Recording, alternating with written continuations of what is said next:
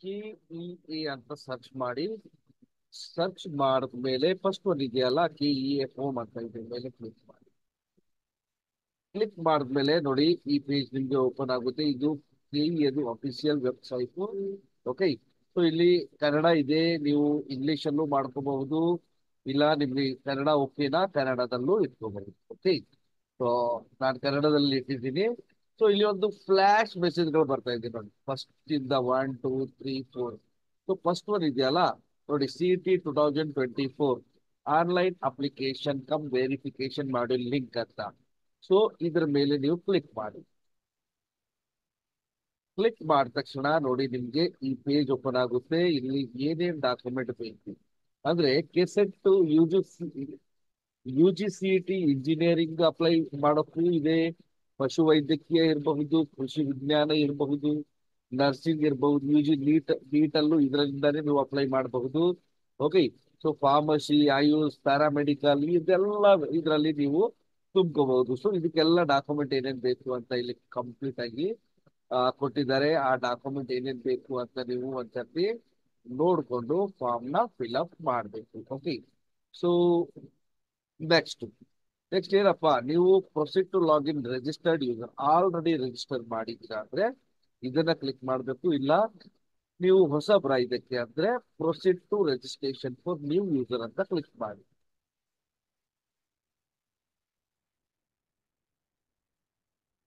Okay, new registration ಅಂತ click ಮಾಡಿದ ತಕ್ಷಣ ನೋಡಿ ಇಲ್ಲೊಂದು ನೋಡಿ, ನೀವು ಕರ್ನಾಟಕ ರಾಜ್ಯದ ಕರ್ನಾಟಕ ಪರೀಕ್ಷಾ ಮಂಡಳಿ ನಡೆಸುವ SSLC ಪರೀಕ್ಷೆಯಲ್ಲಿ ತೇರ್ಗಡೆಯಾಗಿರುವರೆ ಅಂದ್ರೆ ನೀವು ಕರ್ನಾಟಕ ರಾಜ್ಯದಲ್ಲಿ ನಡೆಸುವ ಒಂದು SSLC ಎಕ್ಸಾಮ್ ಅಲ್ಲಿ ಪಾಸ್ ಆಗಿದ್ದೀರಾ, ಇಲ್ಲ ಬೇರೆ ಬೋರ್ಡ್ ಅಲ್ಲಿ ಇದೆ ಅಂದ್ರೆ CBSE ಬೋರ್ಡ್ ಇದೆ, ICSE ಇದೆ. ಸೊ ಯಾವ ಬೋರ್ಡ್ ಇದೆ ನಿಮ್ದು, ಯಾವ ಬೋರ್ಡ್ ಇಂದ ಪಾಸ್ ಆಗಿದ್ದೀರಾ? ಕರ್ನಾಟಕ ಬೋರ್ಡ್ ಇಂದ ಪಾಸ್ ಆದ್ರೆ ಹೌದು ಅಂತ ಹೇಳಿ, ಇಲ್ಲ ಅಂದ್ರೆ ಇಲ್ಲ ಅಂತ ಹೇಳಿ. ಈಗ ನಾನು CBSE ಬೋರ್ಡ್ ಇಂದ ನೋಡ್ತಾ ಇದ್ದೀನಿ, ಅದಕ್ಕೆ ನಾನು ಕರ್ನಾಟಕ ಬೋರ್ಡ್ ತಗೊಳ್ತಾ ಇಲ್ಲ, CBSE ಬೋರ್ಡ್ ತಗೊಳ್ತಾ ಇದ್ದೀನಿ, ಅದಕ್ಕೆ ಇಲ್ಲ ಅಂತ ಹಾಕ್ತಾ ಇದ್ದೀನಿ. ಓಕೆ, ಸೊ ಇಲ್ಲ ಅಂತ ಕೊಟ್ಟೆ. ಆಮೇಲೆ ಸೆಕೆಂಡ್ ನೋಡಿ, if not studied SSLC in Karnataka state board then select. ಎಲ್ಲಿ ಯಾವ ನಿಮ್ board, CBSE in Karnataka. Okay, so student 10th ಇಲ್ಲಿ ರಿಜಿಸ್ಟ್ರೇಷನ್ ನಂಬರ್ ಹಾಕ್ಬೇಕು. ನೋಡಿ CBSE ಇರೋರು ಇದು ತುಂಬಾ ಇಂಪಾರ್ಟೆಂಟ್, ಇದನ್ನ ನೋಡ್ಕೊಳ್ಳಿ. ಕರೆಕ್ಟ್ ಆಗಿ ರಿಜಿಸ್ಟ್ರೇಷನ್ ನಂಬರ್ ಹಾಕ್ಬೇಕಾದ್ರೆ ಸ್ವಲ್ಪ ಡೌಟ್ ಇದೆ. ಅವರ ಇಯರ್ ಹಾಕ್ಬೇಕು ಫಸ್ಟ್, ಯಾವ ವರ್ಷ ಅವರು ಪಾಸ್ ಔಟ್ ಆಗಿದ್ರು. ಅಂದ್ರೆ ನಾನ್ SSLC ಎಕ್ಸಾಂಪಲ್ 2022 ಪಾಸ್ ಹಾಕಿದ್ದಾರೆ. ಓಕೆ, ಆಮೇಲೆ ಅವರ ಒಂದು ರೋಲ್ ನಂಬರ್ ಇರುತ್ತೆ ಅಲ್ಲಿ SSLC ಮಾರ್ಕ್ಸ್ ಕಾರ್ಡ್ ಮೇಲೆ, ಆ ರೋಲ್ ನಂಬರ್ ನ ಇಲ್ಲಿ ನೀವು ಹಾಕ್ಬೇಕಾಗುತ್ತೆ.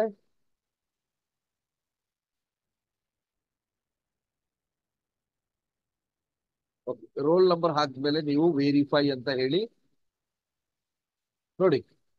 ಆದ್ಮೇಲೆ ವೆರಿಫೈ ಆದ್ಮೇಲೆ ಇಲ್ಲಿ ಕ್ಯಾಂಡಿಡೇಟ್ ನೇಮ್ ಕೇಳುತ್ತೆ. ಕ್ಯಾಂಡಿಡೇಟ್ ನೇಮ್ ನ ಕರೆಕ್ಟ್ ಆಗಿ ಇಲ್ಲಿ ಬಹಳ ನೋಡ್ಕೊಂಡು ಅದನ್ನ ಹಾಕ್ಬೇಕು ನೀವು. ಓಕೆ, ಕ್ಯಾಂಡಿಡೇಟ್ ನೇಮ್ ನ ಹಾಕ್ಬಿಟ್ಟೆ. ಓಕೆ, ಆಮೇಲೆ ಅವರ ಡೇಟ್ ಆಫ್ ಬರ್ತ್ ಅದೇ as per SSLC marks card ನಿಮ್ಮ ಹತ್ರ ಇಟ್ಕೊಂಡೆ ಇದನ್ನ ನೀವು ತುಂಬ್ತಾ ಇರ್ಬೇಕು, ಇಲ್ಲ ಕರೆಕ್ಟ್ ಆಗಿ ರಾಂಗ್ ಆಗಬಹುದು. ಓಕೆ, ಸೊ ಜೆಂಡರ್ ಏನು, ಮೇಲ್ ಇದ್ರೆ ಮೇಲು, ಫಿಮೇಲ್ ಇದ್ರೆ ಫಿಮೇಲ್. SSLC ತೇರ್ಗಡೆ ಆದ ವರ್ಷ ಅಂತ ಬರ್ಕೋಬೇಕು ಇಲ್ಲಿ. ದೆನ್ ಅವರ ಒಂದು ತಂದೆಯ ಹೆಸರು ಕೇಳಿದ್ದಾರೆ. ಓಕೆ, ಸೊ ತಂದೆಯ ಹೆಸರು ಕರೆಕ್ಟ್ ಹಾಕೊಳ್ಳಿ. ಆಮೇಲೆ ಅವರ ಮದರ್ ನೇಮ್.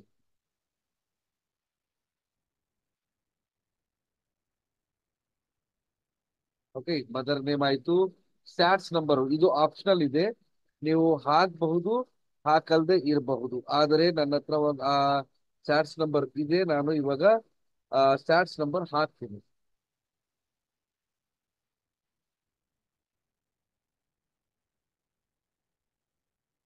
ಓಕೆ, ದನ್ ನಿಮ್ಮ ವಿದ್ಯಾರ್ಹತೆ ಏನು? ಸೆಕೆಂಡ್ PUC ಓದಿದ್ದಾರೆ. Okay, so nationality Indian. Email ID ನೋಡಿ, ಇಮೇಲ್ IDನೂ ಬಹಳ ಇಂಪಾರ್ಟೆಂಟು, ಯಾಕಂದ್ರೆ ಅವ್ರ ಮೇಲ್ IDಗೆ ಎಲ್ಲ ಅಪ್ಡೇಟ್ ಬರುತ್ತೆ. ಓಕೆ,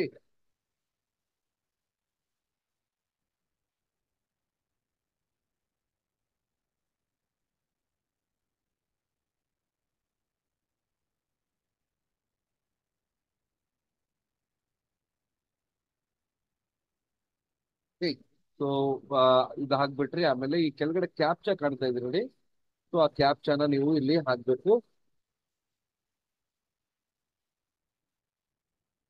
ಓಕೆ, ಕ್ಯಾಪ್ಚಾ ಹಾಕಿದ್ಮೇಲೆ ಅವರ ಒಂದು ಮೊಬೈಲ್ ನಂಬರ್ ಹಾಕಿ.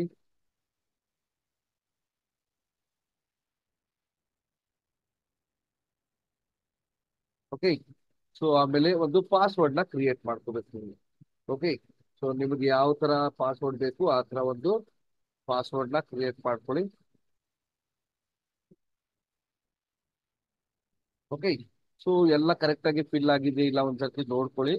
ಓಕೆ, ನೋಡ್ಕೊಂಡು ನೀವು ಇಲ್ಲಿ ರಿಜಿಸ್ಟ್ರೇಷನ್ ಅಂತ ಕ್ಲಿಕ್ ಮಾಡಿ. ನೋಡಿ, ರಿಜಿಸ್ಟ್ರೇಷನ್ ಅಂತ ಕ್ಲಿಕ್ ಮಾಡಿದ ತಕ್ಷಣ ನಿಮ್ಗೆ ಒಂದು ಪಾಸ್ವರ್ಡ್, ನಿಮ್ಮ ಸಾರಿ ಒಂದು ಯೂಸರ್ ಐ ಡಿ ಮತ್ತೆ ಪಾಸ್ವರ್ಡ್ ಏನ್ ನೀವು ಕ್ರಿಯೇಟ್ ಮಾಡಿದ್ದೀರಾ ನೀವು ಫರ್ದರ್ ಇದು ಲಾಗಿನ್ ಮಾಡ್ಕೋಬೇಕು. ಓಕೆ, ಸೊ ಇವಾಗ ಆಲ್ರೆಡಿ ಓಕೆ ಅಂತ ಹೇಳಿ ಇವಾಗ ನಾವು ರಿಜಿಸ್ಟರ್ ಯೂಸರ್ ಆಗ್ಬಿಡ್ತೀವಿ. ಓಕೆ, ಸೊ ಡೈರೆಕ್ಟ್ ಲಾಗಿನ್ ಮಾಡ್ಬೋದು ನಾವು ಇಲ್ಲಿಂದ. ಸೊ ನಾನು ಡೈರೆಕ್ಟ್ ಇವಾಗ ಲಾಗಿನ್ ಮಾಡ್ತೀನಿ.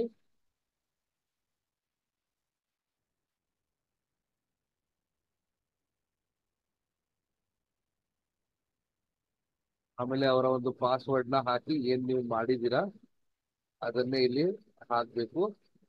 ಹಾಕಿದ ನಂತರ ಮತ್ತೆ ಈ ಕ್ಯಾಪ್ಚಾ ಇದೆ ನೋಡಿ, ಈ ಕ್ಯಾಪ್ಚನ ಮತ್ತೆ ಇಲ್ಲಿ ಕೊಡಿ ನೀವು. ಆಮೇಲೆ ಲಾಗಿನ್ ಅಂತ ಹೇಳಿ. ನೋಡಿ, ಕ್ಯಾಪ್ಚಾ ಸ್ವಲ್ಪ ರಾಂಗ್ ಆಗಿದೆ. ಇನ್ನೊಂದ್ಸತಿ ನೋಡಿ, ಡೈರೆಕ್ಟ್ ಲಾಗಿನ್ ಪೇಜಿಗೆ ಬಂದಿವಿ. ಇಲ್ಲಿಂದ ಲಾಗಿನ್ ಮಾಡಿ ಇಲ್ಲಿ ಪಾಸ್ವರ್ಡ್ ಏನ್ ಕ್ರಿಯೇಟ್ ಮಾಡಿದೀರಾ ಆ ಪಾಸ್ವರ್ಡ್ ನ ಇಲ್ಲಿ ಹಾಕ್ಬೇಕಾಗುತ್ತೆ. ಆಮೇಲೆ ಕೆಳಗಡೆ ಕ್ಯಾಪ್ಚಾ ಏನ್ ಕಾಣ್ತಿದೆಯಲ್ಲ ಆ ಕ್ಯಾಪ್ಚಾನ ಇಲ್ಲಿ ಹಾಕ್ಬೇಕು ನೀವು. ಆಮೇಲೆ ಲಾಗಿನ್ ಅಂತ ಹೇಳಿ. ನೋಡಿ, ಲಾಗಿನ್ ಅಂತ ಹೇಳಿದ ತಕ್ಷಣ ನಿಮ್ಗೆ ಈ ಪೇಜ್ ಓಪನ್ ಆಯ್ತು. ಸೊ ಇಲ್ಲಿಂದ ನೋಡಿ, ಅವರ ರಿಜಿಸ್ಟ್ರೇಷನ್ ನಂಬರು ಎಲ್ಲ ನಾವು ಫಸ್ಟ್ ಹಾಕಿದೀವಿ, ಎಲ್ಲ ಆಲ್ರೆಡಿ ಡೀಟೇಲ್ ಬಂದಿದೆ.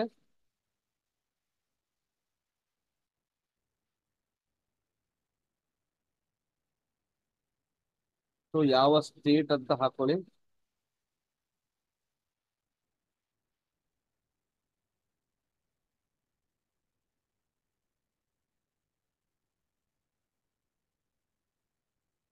ಸ್ಟೇಟ್ ಹಾಕಿದ ನಂತರ ಡಿಸ್ಟ್ರಿಕ್ಟ್ ಯಾವ್ದು ಅಂತ ಹಾಕೊಳ್ಳಿ. ಆಮೇಲೆ ತಾಲೂಕ್ ಯಾವುದು, ಆಮೇಲೆ ಅಡ್ರೆಸ್. ಸೊ ಅವರ ಅಡ್ರೆಸ್ ಯಾವುದು ಕರೆಕ್ಟ್ ಆಗಿ ನೀವು ಅವ್ರು ಎಲ್ಲಿ ಇರ್ತಾರೆ ಆ ಅಡ್ರೆಸ್ ನ ಕರೆಕ್ಟ್ ಆಗಿ ಹಾಕ್ಬೇಕಾಗುತ್ತೆ.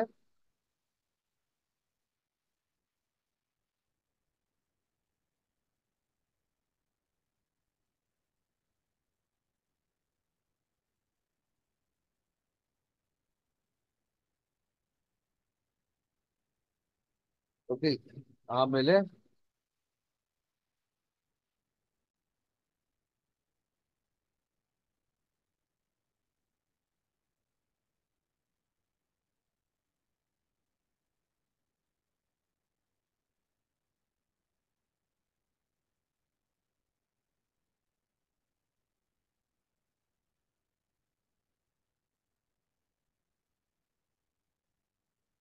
ಓಕೆ, ಆಮೇಲೆ ಪಿನ್ ಕೋಡ್ ಹಾಕಿ.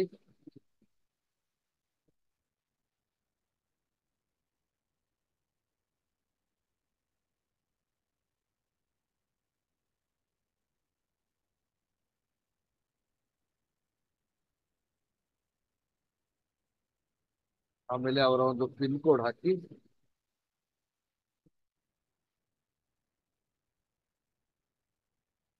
ಓಕೆ, ಪಿನ್ ಕೋಡ್ ಹಾಕಿದ್ಮೇಲೆ ಆ ನಿವಾಸಿ ರೆಸಿಡೆಂಟ್ ಅಂತ ಹಾಕಿ, ರೆಸಿಡೆಂಟ್ ಆಫ್ ಇಂಡಿಯಾ. ಆಮೇಲೆ ರಿಲಿಜಿಯನ್ ಹಾಕಿ. ಆಮೇಲೆ ಮಾತೃಭಾಷೆ ಟಂಗ್ ಹಾಕಿ. ಓಕೆ, ಆಮೇಲೆ ಉಳಿಸು ಅಂತ ಹೇಳಿ.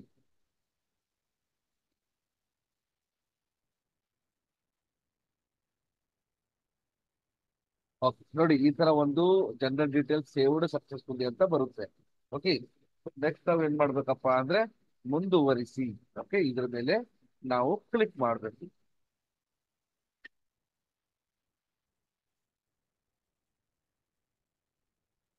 ನೋಡಿ, ನೆಕ್ಸ್ಟ್ ಸೆಕೆಂಡ್ ಪೇಜ್ಗೆ ನಾವು ಬಂದ್ವಿ. ಇಲ್ಲಿ ಬಹಳ ಕೇರ್ಫುಲಿ ಆಗಿ ನೀವು ಅಪ್ಲೈ ಮಾಡಬೇಕು.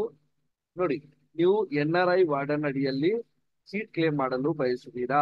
Okay, do you claim seat under NRI ward? Yes ಅಂದ್ರೆ ಎಸ್ ಹೇಳಿ, NRI ಇರಲ್ಲ ನಾರ್ಮಲಿ, ಇಲ್ಲ ಅಂತಾನೆ ಹೇಳಿ. 1ನೇ ತರಗತಿಯಿಂದ 12ನೇ ತರಗತಿಯವರೆಗೆ ಕರ್ನಾಟಕದಲ್ಲಿ ವ್ಯಾಸಂಗ ಮಾಡಿರುವ ಒಟ್ಟು ವರ್ಷಗಳು ಇಷ್ಟು ವರ್ಷಗಳು ಕರ್ನಾಟಕದಲ್ಲಿ ವ್ಯಾಸಂಗ ಮಾಡಿದ್ದಾರೆ. ಟೋಟಲ್ 12 ವರ್ಷ. ಮತ್ತೆ ಕ್ವಾಲಿಫೈಯಿಂಗ್ ಎಕ್ಸಾಮ್ ಬೋರ್ಡ್ ಯಾವುದು? ಅವ್ರದ್ದು CBSE ಇನ್ ಕರ್ನಾಟಕ ಇರುತ್ತೆ. ದೆನ್ ಕ್ವಾಲಿಫೈಯಿಂಗ್ ಎಕ್ಸಾಮ್ ಬೋರ್ಡ್ ಯಾವುದು? ಇದನ್ನು same CBSE in Karnataka. Okay, so ಇಲ್ಲಿ ನೋಡಿ PUC 12ನೇ ವಿದ್ಯಾರ್ಥಿ ಸಂಖ್ಯೆ ಅಂತಿದೆ.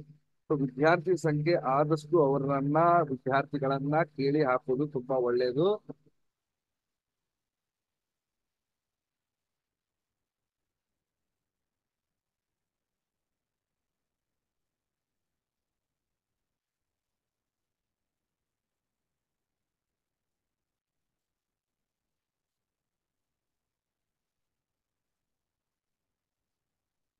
ಓಕೆ, ಸೊ ನಾವು ಅವರ ಒಂದು ರಿಜಿಸ್ಟ್ರೇಷನ್ ನಂಬರ್ ಹಾಕಿದೀವಿ. ಆಮೇಲೆ ಇಯರ್ ಆಫ್ ಕಂಪ್ಲೀಷನ್, ಯಾವ ವರ್ಷ ಮುಗಿದಿದೆ ಅವ್ರದ್ದು ಸೆಕೆಂಡ್ PUC ಅದನ್ನ ಹಾಕ್ಬೇಕು. ಯಾವ ಜಿಲ್ಲೆ ಅಂತ ಇದೆ, ಜಿಲ್ಲೆ ಹಾಕ್ಬೇಕು. ಮತ್ತೆ ವ್ಯಾಸಂಗ ಮಾಡಿರುವ ಶಾಲೆ ಪ್ರೈವೇಟಾ ಗೌರ್ಮೆಂಟಾ ಆಡೆಡಾ ಅಂತ ಅದನ್ನ ಹಾಕಿ. ಹಿಂದಿನ ವರ್ಷ ನೀವೇನಾದ್ರೂ ನೀಟು ಮತ್ತೆ ಏನಾದ್ರು ಬರ್ದಿದ್ದೀರಾ CET ಅಂದ್ರೆ ಇದ್ರೆ ಬರ್ದಿದ್ರೆ ಎಸ್ ಅಂತ ಹೇಳಿ, ಇಲ್ಲ ಅಂದ್ರೆ ಇಲ್ಲ ಅಂತ ಹೇಳಿ. ಓಕೆ, ಆಮೇಲೆ ಆ ಉಳಿಸು ಅಂತ ಹೇಳಿ. ನೋಡಿ 2ನೇ ಇದು ನಮ್ದು ಆಯ್ತು. ಮತ್ತೆ ಮುಂದುವರಿಸೋಣ ಅಂತ ಹೇಳೋಣ. ಓಕೆ, ನೆಕ್ಸ್ಟ್ 3ನೇ ಪೇಜ್ಗೆ ಬಂದಿದ್ದೀವಿ. ಟೋಟಲ್ 7 ಪೇಜ್ ಇದೆ. ನೋಡಿ, ನೀವು ಜನರಲ್ ಮೆರಿಟ್ ಹೊರತುಪಡಿಸಿ ಬೇರೆ ವರ್ಗವನ್ನು ಕ್ಲೇಮ್ ಮಾಡಲು ಬಯಸುವಿರಾ? ಇದರ ಅರ್ಥ ನೀವು SC ST ಇದ್ದೀರಾ ಅಂದ್ರೆ ಹೌದು ಅಂತ ಹಾಕಿ. ನೀವು SC ST ಇಲ್ಲ, ಜನರಲ್ ಮೆರಿಟ್ ಅಲ್ಲಿ ಇದ್ದೀರಾ ಅಂದ್ರೆ ನಿಮ್ಗೆ ಅದು ಹಾಕುವ ಅವಶ್ಯಕತೆ ಇಲ್ಲ. ಡೈರೆಕ್ಟ್ ಆಗಿ ನೀವು ಜನರಲ್ ಮೆರಿಟ್ ಅಂತ ಇಲ್ಲ ಅಂತಾನೆ ನೀವು ಕೊಡಬಹುದು.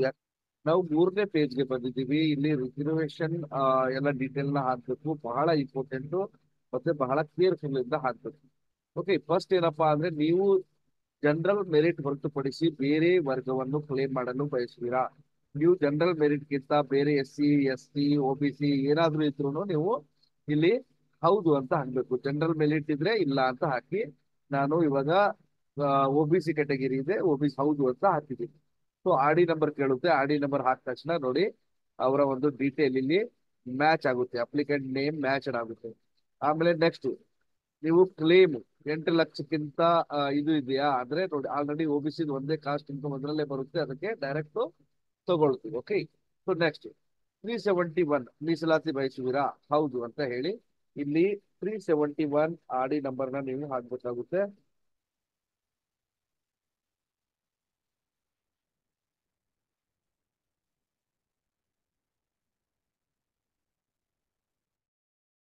ಓಕೆ, ಸೊ 371 ಇದ್ರೆ ಎಸ್ ಅಂತ ಹೇಳಿ, ಇಲ್ಲ ಅಂದ್ರೆ ಇಲ್ಲಿ ಇಲ್ಲ ಅಂತ ಹೇಳ್ಬಹುದು. ಓಕೆ, ಸೊ ಆಮೇಲೆ ನೀವು 1ನೇ ತರಗತಿಯಿಂದ 10 ಗ್ರಾಮೀಣ ಪ್ರದೇಶದಲ್ಲಿ ಓದಿದ್ರೆ ಹೌದು ಅಂತ ಹೇಳಿ.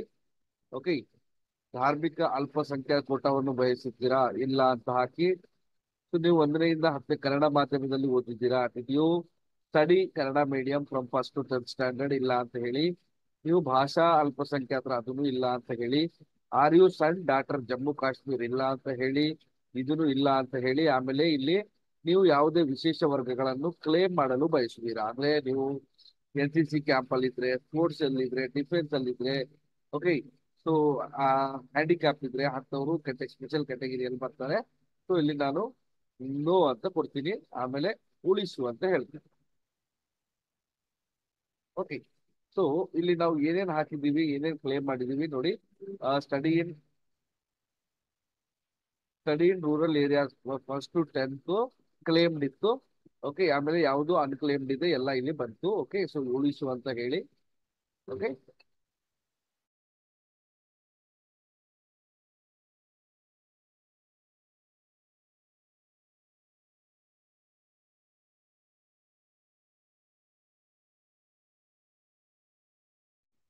ಆಮೇಲೆ ಮುಂದುವರಿಸಿ ಅಂತ ಇಲ್ಲಿ ಕೊಡ್ಬೇಕಾಗುತ್ತೆ.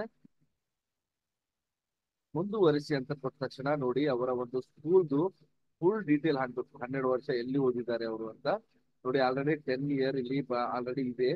ನೋಡಿ ಫಸ್ಟ್ ಸೆಕೆಂಡ್ ಥರ್ಡ್ ಇದು ಕ್ಲಾಸ್ ಇಲ್ಲಿ ಅಪ್ಡೇಟ್ ಇಲ್ಲ. ನಾವು ಫಸ್ಟ್ ಸೆಕೆಂಡು ಮತ್ತೆ ಥರ್ಡು 11th 12th ಇಲ್ಲಿ ನಾವು ಅಪ್ಡೇಟ್ ಮಾಡ್ಬೇಕಾಗುತ್ತೆ. ಕೆಲವ್ರದ್ದು ಎಲ್ಲ ಅಪ್ಡೇಟ್ ಆಗಿರಲ್ಲ, ನೀವು ಎಲ್ಲ ಅಪ್ಡೇಟ್ ಮಾಡ್ಬೇಕಾಗುತ್ತೆ. ಓಕೆ, ಸೊ ಯಾವ ತರ ಅಪ್ಡೇಟ್ ಮಾಡ್ಬೇಕು ಅಂತ ನಾನು ಇವಾಗ ನಿಮ್ಗೆ ಒನ್ ಬೈ ಒನ್ ಹೇಳ್ತೀನಿ ಇಲ್ಲಿ.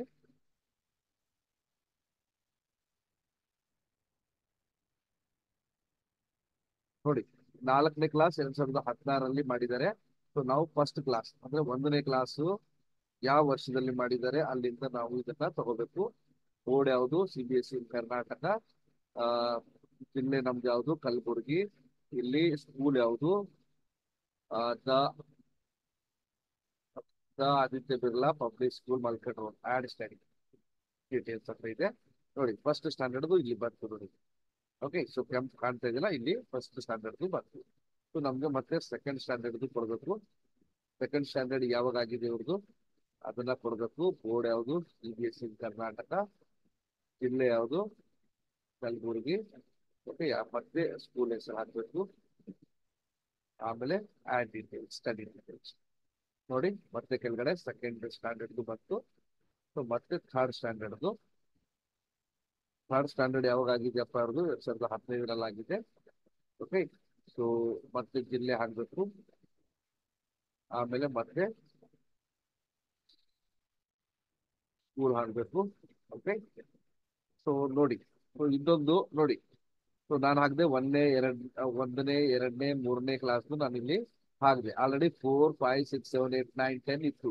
ಸೊ ಸಪೋಸ್ ಇರ್ಲಿಲ್ಲ ಅಂದ್ರೆ ನೀವು 4th standard 5th standard 6th standard 7th 8th 9th 10th 11th 12th ಎಲ್ಲ ಹಾಕ್ಕೊಳ್ತಾ ಬರ್ಬೇಕು. ಓಕೆ, ಸೊ ಇಲ್ಲಿ 11th ಇಲ್ಲ. ಸೊ 11th ನಾನು ಹಾಕ್ತಾ ಇದ್ದೀನಿ.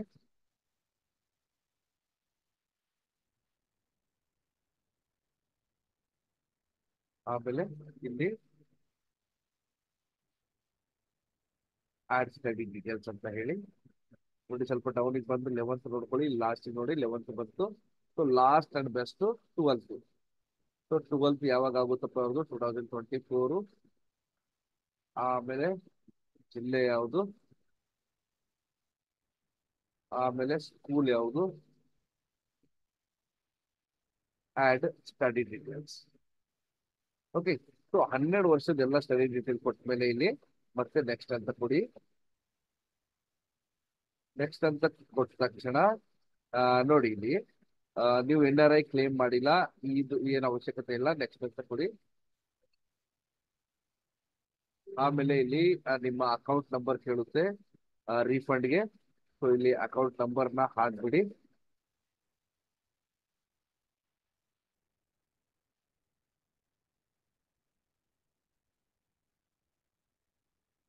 ಓಕೆ, ಸೊ ಆಮೇಲೆ ಸೇವ್ ಅಂತ ಹೇಳಿ. ಓಕೆ, ಬ್ಯಾಂಕ್ ಡೀಟೇಲ್ಸ್ ಸೇವ್ ಆದ ತಕ್ಷಣ ನೆಕ್ಸ್ಟ್ ಅಂತ ಹೇಳಿ.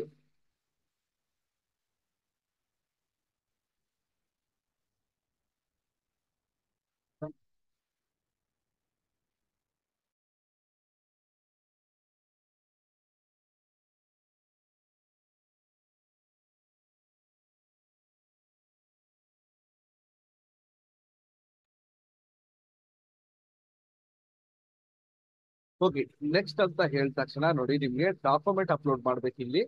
ಆ ಡಾಕ್ಯುಮೆಂಟ್ ಅಪ್ಲೋಡ್ ಮಾಡ್ಬೇಕು ಏನೇನಂತ ನೋಡಿ ಇಲ್ಲಿ. ಸೊ ಇಲ್ಲಿ ನೋಡಿ ಇಷ್ಟೊಂದು ಡಾಕ್ಯುಮೆಂಟ್ ಇದೆ. SSLC, caste income, rural, passport size photo, thumb, signature, ಮತ್ತೆ ಸ್ಟಡಿ ಸರ್ಟಿಫಿಕೇಟ್ ನ ಇಲ್ಲಿ ಮಾಡ್ಬೇಕಾಗುತ್ತೆ. ಸೊ ಒನ್ ಬೈ ಒನ್ ನಾವು ಮಾಡ್ಕೊಂಡು ಹೋಗೋಣ. So SSLC marks card first ಹಾಕ್ಬೇಕು. ಸೊ SSLC ಮಾರ್ಕ್ಸ್ ಕಾರ್ಡ್ ಹಾಕೋಣ.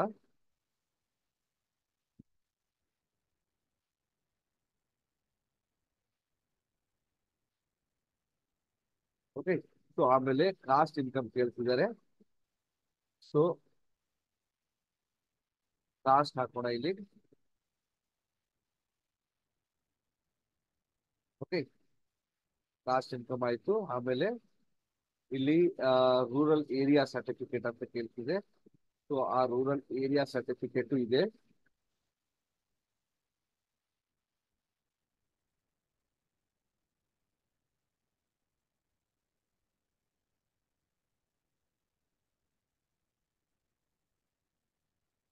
ನೋಡಿ ನೆಕ್ಸ್ಟ್ ಏನಿದೆಪ್ಪ? ರೂರಲ್ ಏರಿಯಾ ಸರ್ಟಿಫಿಕೇಟ್ ಅಂತಿದೆ. ಸೊ ನೆಕ್ಸ್ಟ್ ಆ ಸರ್ಟಿಫಿಕೇಟ್ ನ ಹಾಕಿ ಇಲ್ಲಿ. ಓಕೆ, ಸರ್ಟಿಫಿಕೇಟ್ ಹಾಕಿದ್ಮೇಲೆ ಇಲ್ಲಿ ಪಾಸ್ಪೋರ್ಟ್ ಸೈಜ್ ಫೋಟೋ ಇದೆ.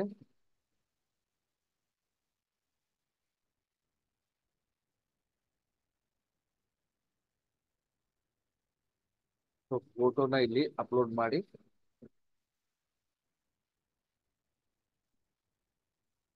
ಫೋಟೋ ಅಪ್ಲೋಡ್ ಮಾಡಿದ್ಮೇಲೆ ಇಲ್ಲಿ ಥಂಬ್ ಇದೆ. ಸೊ ಆ ಥಂಬ್ನ ಹಾಕ್ಬೇಕು ನೀವು.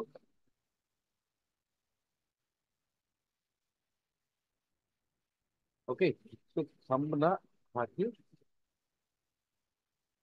ಥಂಬ್ ಹಾಕಿದ್ಮೇಲೆ ನೋಡಿ ಇಲ್ಲಿ ನಿಮ್ಗೆ ಸಿಗ್ನೇಚರ್ ಕೇಳುತ್ತೆ. ಸಿಗ್ನೇಚರ್ ಹಾಕಿ.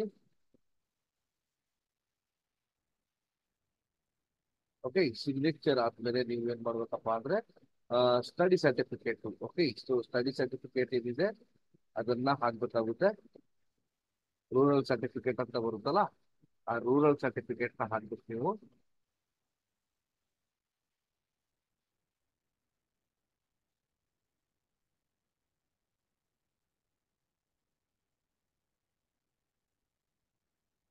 ಓಕೆ, ಸೊ ಮತ್ತೆ ರೂರಲ್ ಸರ್ಟಿಫಿಕೇಟ್ ಇದೆ, ಮತ್ತೆ ರೂರಲ್ ಸರ್ಟಿಫಿಕೇಟ್ ನ ಹಾಕಿ.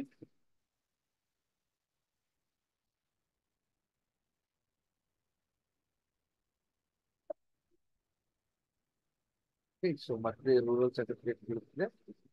ಮತ್ತೆ ರೂರಲ್ ಸರ್ಟಿಫಿಕೇಟ್ ನ ಇಲ್ಲಿ ಹಾಕಿ.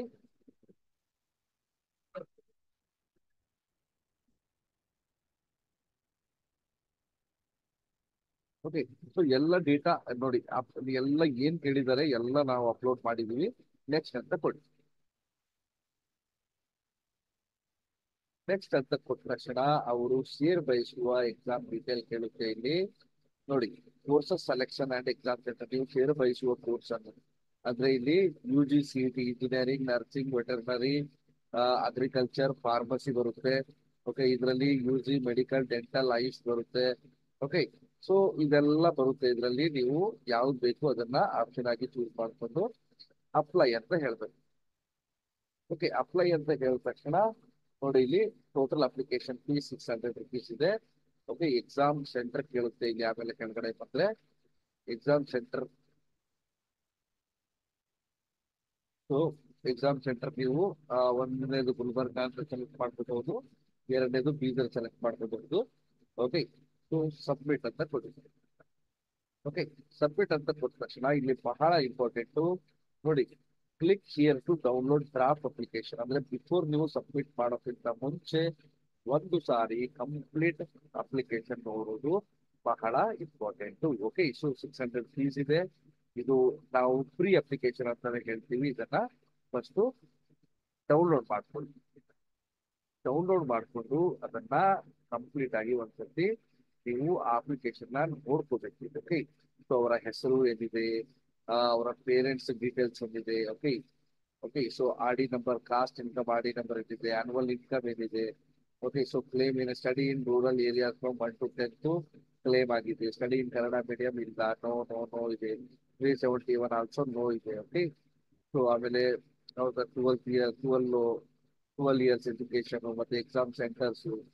ಓಕೆ, ಸೊ ಎಲ್ಲ ಡೀಟೇಲ್ ಆಗಿ ಇಲ್ಲಿ ಬ್ಯಾಂಕ್ ನೇಮು. ಓಕೆ, ಸೊ ಎಲ್ಲ ಡೀಟೇಲ್ ಆಗಿ ಒಂದ್ಸತಿ ನೀವು ನೋಡ್ಕೋಬೇಕು. ನೋಡಿದ್ಮೇಲೆ ನೀವು ನೆಕ್ಸ್ಟ್ ಮುಂದೆ ಹೋಗಿ ಪೇಮೆಂಟ್ ಮಾಡಬಹುದು. ಅಲ್ಲಿ ಗಂಟ ಪೇಮೆಂಟ್ ಮಾಡೋಕೆ ಆಗಲ್ಲ.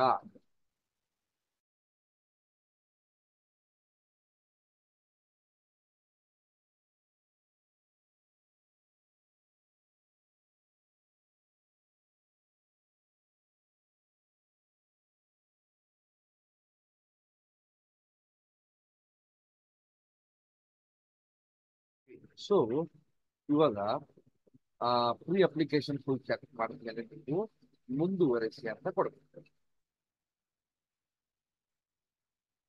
ಮುಂದುವರಿಸಿ ಅಂತ ಕ್ಲಿಕ್ ಮಾಡಿದ ತಕ್ಷಣ ನೋಡಿ ಇಲ್ಲಿ ಪೇ ನಾವ್ ಇದೆಯಲ್ಲ, ಆ ಪೇ ನಾವ್ ಮೇಲೆ ಕ್ಲಿಕ್ ಮಾಡಿ ನೀವು ಅಮೌಂಟ್ ನ ಪೇ ಮಾಡಬೇಕು. ಸೊ ಈ ತರ ಒಂದು ಪ್ರೊಸೆಸ್ ಫಾಲೋ ಅಪ್ ಮಾಡಿದ್ರೆ ನಿಮ್ಮ ಅಪ್ಲಿಕೇಶನ್ ಕಂಪ್ಲೀಟ್ ಆಗಿ ಬರುತ್ತೆ. ಸೊ ಆ ಅಪ್ಲಿಕೇಶನ್ ಫಾರ್ಮ್ ನ ನೀವು ನಿಮ್ಮ ಹತ್ರ CET ಕರೆಯುವಾಗ ಅದನ್ನ ತಗೊಂಡು ಹೋಗ್ಬೇಕು. ಓಕೆ, ಸೊ ಇಷ್ಟೆಲ್ಲ ಪ್ರೊಸೀಜರ್ ಇದೆ. ಪೇಮೆಂಟ್ ಮಾಡಿ 6 ಪೇ ನಾವು ಆದ್ರೆ ಪೇಮೆಂಟ್ ಮಾಡ್ಬಿಡ್ಬೇಕು, ಅಪ್ಲಿಕೇಶನ್ ಕಂಪ್ಲೀಟ್ ಆಗುತ್ತೆ. ಸೊ ಪಾಸ್ವರ್ಡು ಮತ್ತೆ ನಿಮ್ಮ ID ನ ನೆನಪಿಟ್ಟುಕೊಂಡು ನೀವು ಪ್ರತಿ ಸಾರಿ ಇದನ್ನ ಯಾವ ಬೇಕಾದ್ರೂ ಪ್ರಿಂಟ್ ತಗೋಬಹುದು. ಸೊ ವಿಡಿಯೋ ಇಷ್ಟ ಆಗಿದ್ರೆ ಆದಷ್ಟು ನಿಮ್ಮ ಫ್ರೆಂಡ್ಸ್ಗೆ ಶೇರ್ ಮಾಡಿ, ಲೈಕ್ ಮಾಡಿ, ಕಮೆಂಟ್ ಮಾಡಿ. ಆದಷ್ಟು ಶೇರ್ ಮಾಡಿ, ಲೈಕ್ ಮಾಡಿ, ಕಮೆಂಟ್ ಮಾಡ್ತಾ ಇರಿ. Thank you very much. ಇಂತಹ ಒಳ್ಳೆ ವಿಡಿಯೋಗೆ ಮತ್ತೆ ಬಾಯ್.